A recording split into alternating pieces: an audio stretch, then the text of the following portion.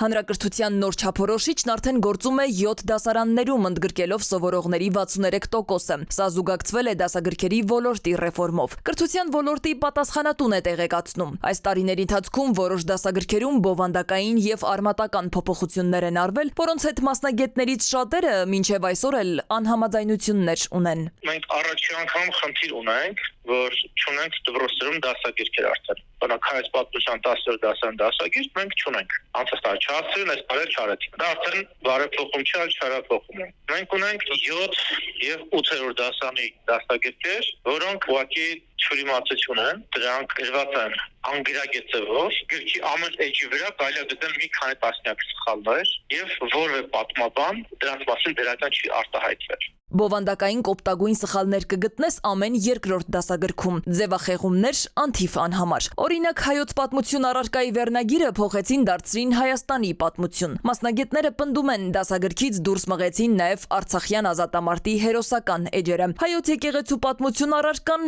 առհասարակ դադարեց որպես առանձին առարկա գոյություն ունենալ։ Տեղավորեցին մեկ այլ դասագրքում, փոխեցին նաև ռազմագիտության դասագրքերը, ելի մի շարք սխալներով։ Արժեքները գլխիվար շուռ են տալիս, հակասություն է առաջանում այլ արժեքներով դաստիարակված ուսուցչի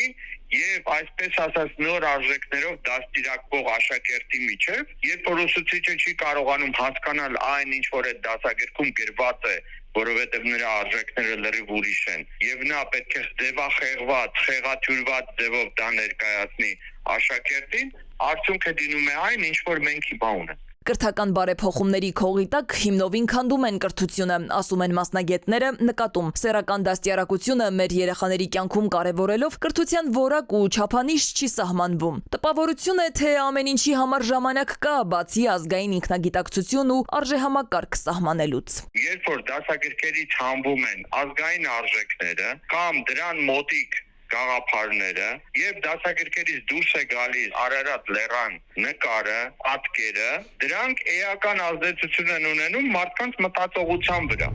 Ինչ որ միջով հիմա արվել է, առանց մասնագետների կարծիքը հաշվի առնելու է արվել։ Հետևաբար իրենք մասնագիտական կարծիքի կարիք չունեն։ Այդ մարդիկ ովքեր նման բարեփոխումներ անում կամ մասնագիտական գրքեր են գրում առանց մասնագետների հարցնելու, մասնագետ չլելով, դա խոսում է շատ ծանր վիճակի մասին։ Եվս մի քանի տարի նույն ձեռագրով ու այլևս չենք ունենա կրթություն։ Մասնագետները պնդում են առանց այդ էլ 30 տարի անտեսված կրթությունն այսօր էլ լավ օրեր չի ապրում։ Սվետլանա Ավդիշյան, ժամը լրատվական։